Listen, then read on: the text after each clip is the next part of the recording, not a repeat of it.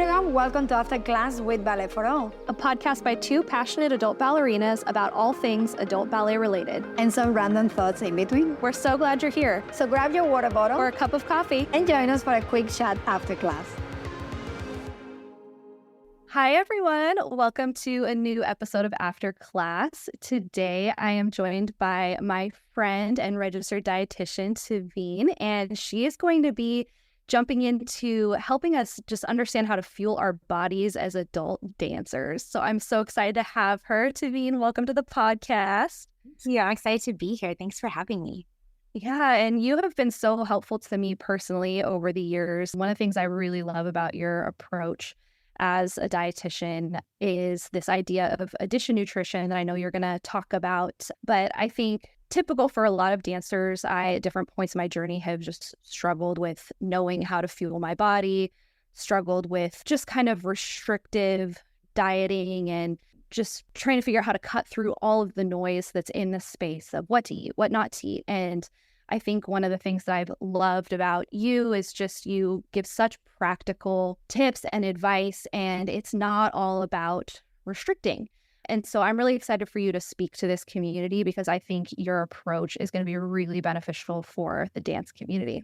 Hope so. Thank you. Yes, that's one of my favorite things to teach on and encourage my clients in. So excited to talk about that more. So one of the things that we got questions about, I'd love to just jump right in, is fueling our bodies going into classes. I know a lot of the adult ballet community, we might not be dancing with a company or doing performing, but we are taking a lot of classes. And so I would love to get your thoughts on what are some of the best practices as an adult dancer fueling our bodies before going into like an hour and a half dance class that's probably going to be pretty rigorous. So it might be, more intense maybe than someone's just doing a 30-minute workout at the gym. So what are your suggestions for fueling our bodies going into dance classes? That's a really good question. I feel like sometimes we think we don't think about what we eat before we do something like an hour and a half of ballet. And I used to do ballet and I used to get so sore, and it looks effortless, but there's a lot of effort behind every move. And so I would say the first thing is for the dancer to know herself and her digestion, or himself and his digestion. Basically, how quickly does food go through your body? And everyone is different in this respect. So I had a friend who did water polo. She had to eat 3 hours before a game or she would get very sick. Me, on the other hand, I used to run half marathons. I'd grab a banana, walk up to the starting line, and be able to run no problem. So I think ultimately it's trial and error, but a good rule of thumb, especially if it's an hour and a half, say anything under an hour, usually a banana or a piece of toast with a little bit of peanut butter would be sufficient under 60 minutes. Over 60 minutes, I would add a little bit more of maybe like a hard-boiled egg with that banana to get a little bit more protein. You want to make sure the sugar you're having and this is good, healthy sugar that's going to give you good energy for your dance class, is not going to cause a crash. So you want to make sure that you're having that with some protein, a little bit of fat, and ultimately some fiber. That's why I'm a big fan of fruit as your carbohydrate of choice before a ballet class, because it's quick sugar, but you're also getting good hydration if you're having like an apple or even a handful of grapes. But usually bananas, easy to grab, easy to put in your bag, right? Easy to eat.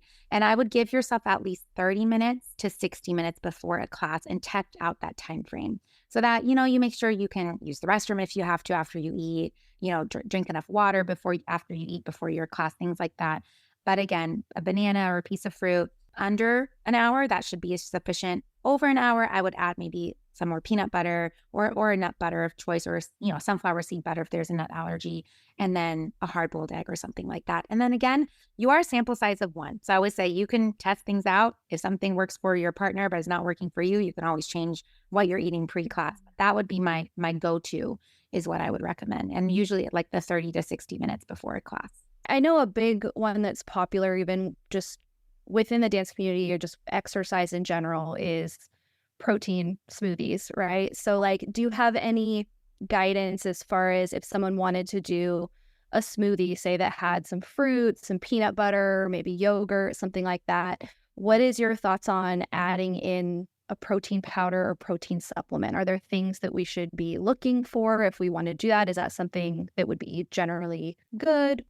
Yeah. So I'm not anti-protein powders. It's just there's so many out there, right? So like find one that's actually going to give you a good bang for your buck. I do think a post-workout shake would be best for those protein powders, just because a lot of them are 20 to 30 grams of protein, which is ideal, especially after an hour and a half of, you know, you're basically using your own body as weight during like a 90-minute dance class, right? So like training in the sense of like body weight training, that's pretty intense. And so I would recommend having a post-workout shake if you're going to do a protein shake. And my rule of thumb is 1 fruit and 1 vegetable in your protein shake. So that a lot of times with these protein shakes, they're just 4, 5, 6 cups of fruit, which I love fruit, but there's a context for everything, right? And so you don't just want to, fill up on the fruit in the shake. You want the protein to be the main star so that you get the benefits of that protein. So I like to do like half of a frozen banana, a handful of spinach. And a nice tip is if you freeze your spinach, it blends a lot nicer. So you're not like drinking leaves of spinach. So when you freeze the spinach and then blend it, it typically will blend very nicely. And then a scoop of protein with a little bit of, milk or yogurt or something like that to make it nice and creamy. But post-workout, I think a protein shake is good. A lot of times it can be hard to get enough protein in. I know this is kind of like a tangent, but protein is very, very important. And so getting some help either from a powder, or I also really like Fairlife protein shakes. I don't know if you've heard of those, but they sell them at Costco. They're pretty cost effective. They have like 20 to 30 grams of protein.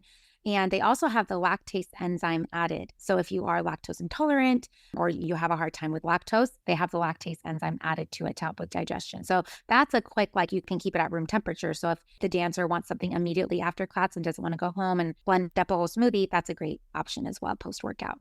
Yeah, so it sounds like it's more important to focus on the protein aspect after class. Is that correct? Yeah.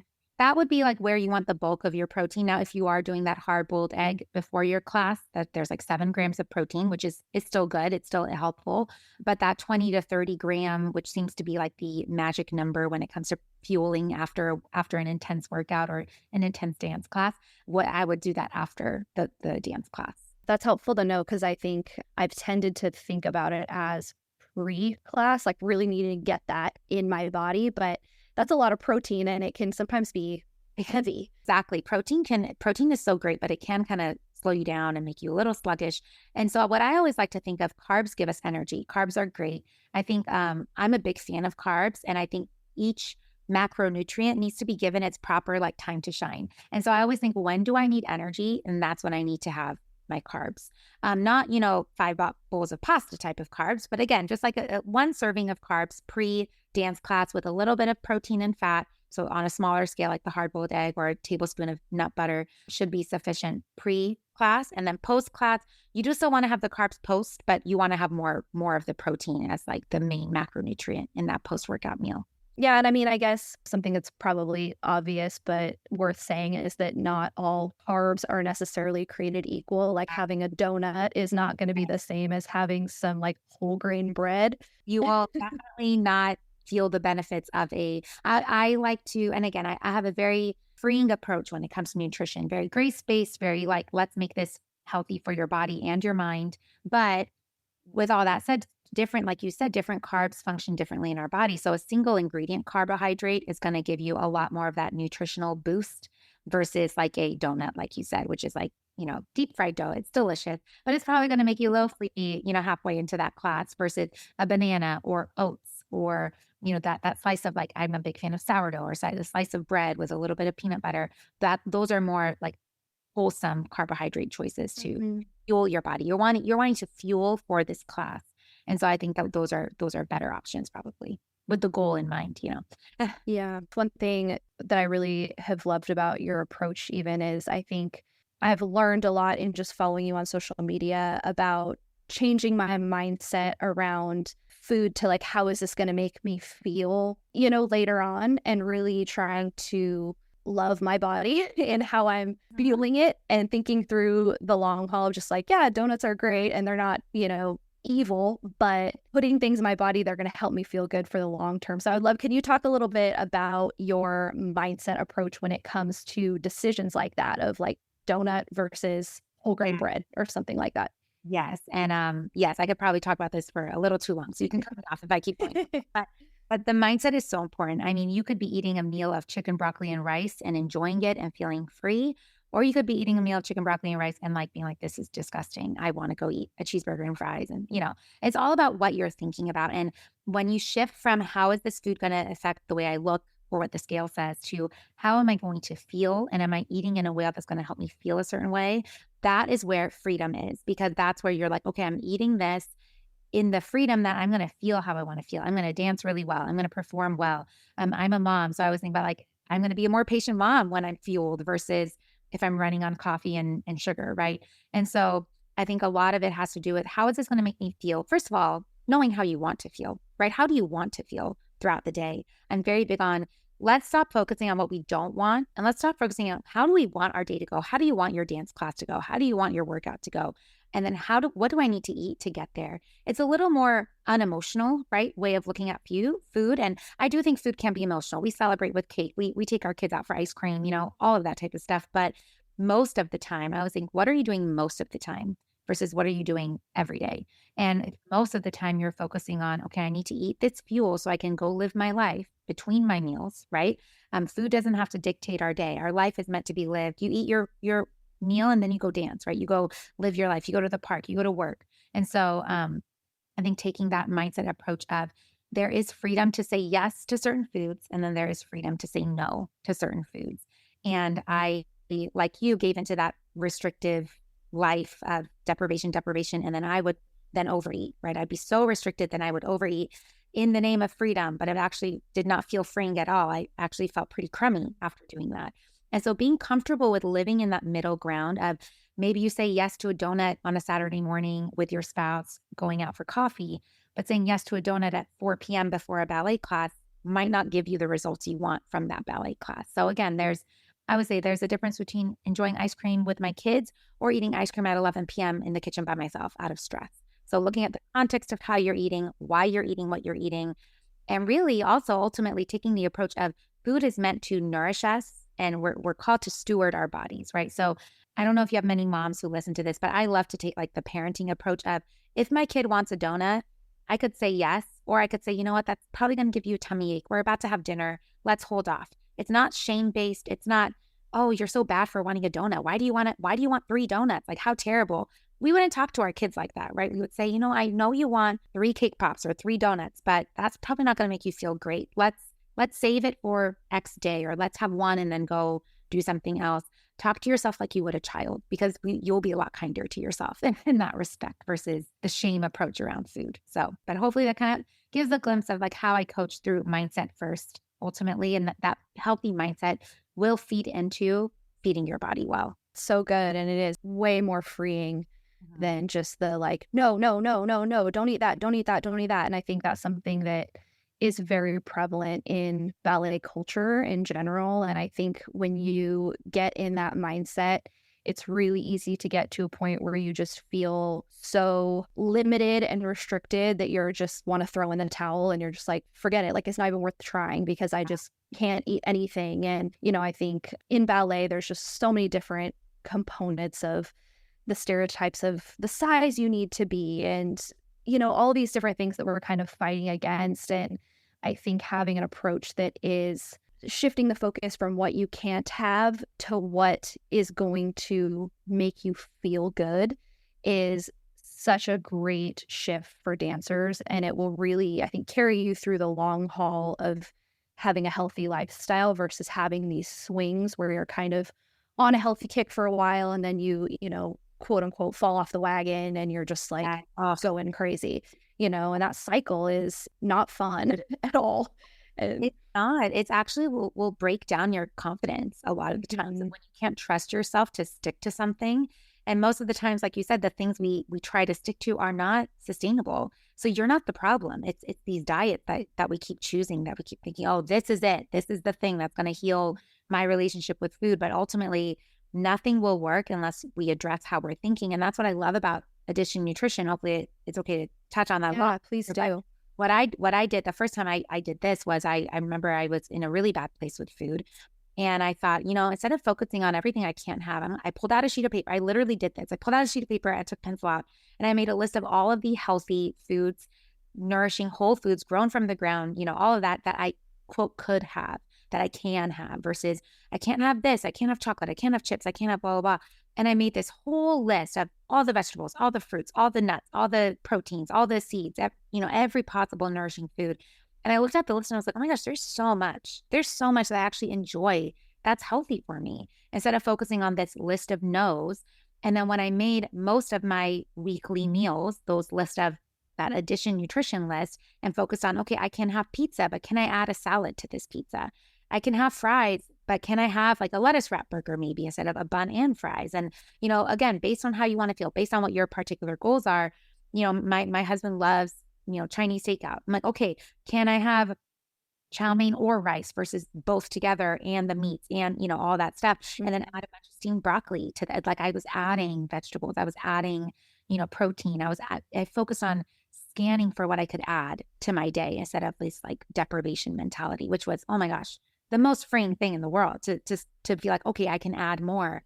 And that's sometimes one of the first sessions I have with a client is I add food to their day and they're like, oh, you're telling me to eat more. And I'm like, yes, I am. I'm telling you to strategically eat more of certain things so that you start feeling better. And so there's great power in that. So yeah, definitely. I love the whole approach. That was one of the reasons I was so excited to have you on, is because your approach really has helped me in a very real and practical way. So I'm really hoping that, if we have listeners that are kind of just struggling in the area of knowing how to fuel their bodies, that being able to connect with you on social media or through coaching can be as helpful for them as it has been for me. One more thing I would love to ask you. We are going to break this into a 2-part episode, which I'm super excited because that means we get to have Tveen again for an episode next week and even more helpful information. But to close out this one thing I wanted to just ask about is what would need to be different between someone who's taking 1 or 2 classes a week and someone who's taking 5 or 6 classes a week in terms of how they're fueling their body, not just,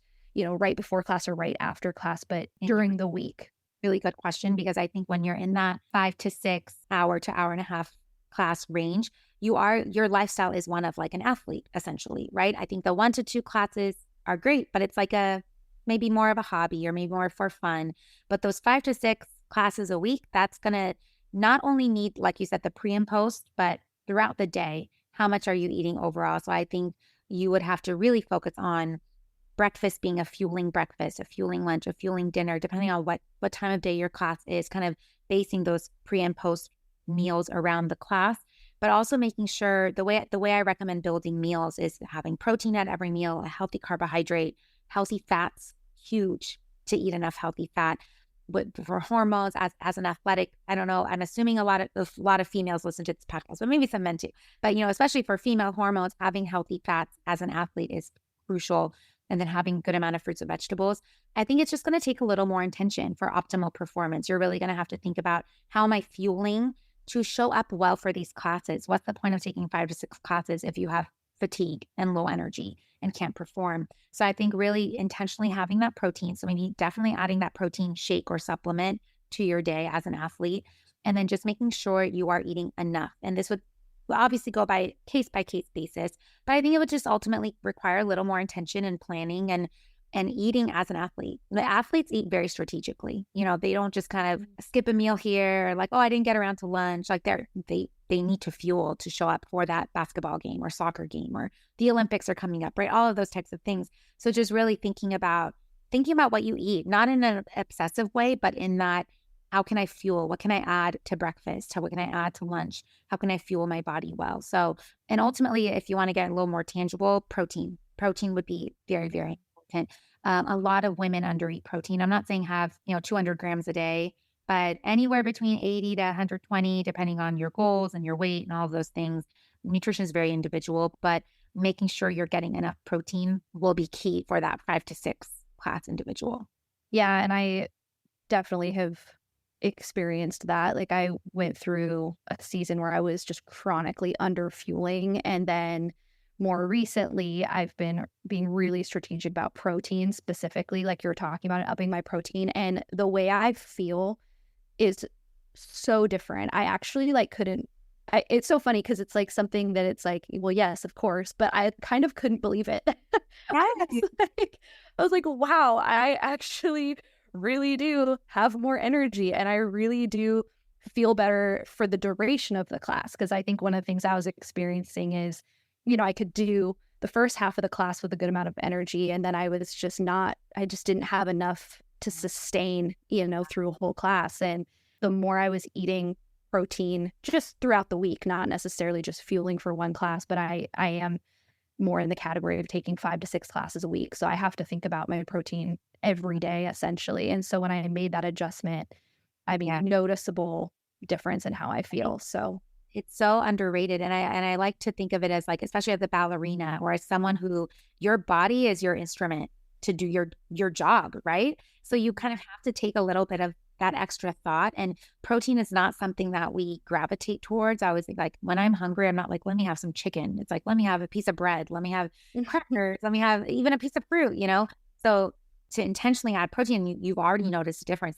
That's huge. So you're not hitting that wall. Protein has this like satisfying effect. So like you said, like able to sustain your energy, protein will sustain you through that hour and a half class. So that's really cool that you've already noticed like a difference in how you feel. So yeah, makes you want to totally. And that's so true, is when you start to notice how much better you feel, it really makes it easier to continue down that path. I think the getting started is kind of the hardest part, because you're like, is it really going to make that big of a difference? And then once you notice the difference, you're like, oh, this is worth doing. And again, I'm not saying it's eat like I've been through a slump recently where I don't really feel like eating eggs in the morning. I don't want to have a protein shake. I don't want to, but when you do, you're like, this is why I need to. And it has so many benefits, mental health benefits, energy, all of those types of things. So definitely a big fan of protein.